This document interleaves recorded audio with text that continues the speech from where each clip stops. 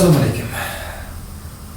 Yurganingizda tuflingizni qaysi tomoni ko'proq tegib uradi? Siz hech bir televizorda modellar yoki aktyorlarni yurganini ko'rganmisiz? Ular bir chiziqda yurishadi. Ular qanday yurishadi? Demak, oyoqlar diagonal holatda ichkariga kirib boradi. 45 gradus. 45 gradus. 45 gradus. 45 gradus. 45 gradus.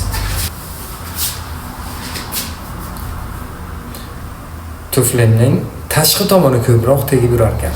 Agar tuflingizni tashqi, orqa tomoni ko'proq tegib yuradigan bo'lsa, siz to'g'ri yuryapsiz. Chunki oyog'ingiz ko'tarilganda, diagonal shaklda qarshi tomonga boradi. Bir chiziq ustiga tushganda ikkinchi oyog'ingiz unga qarshi boradi.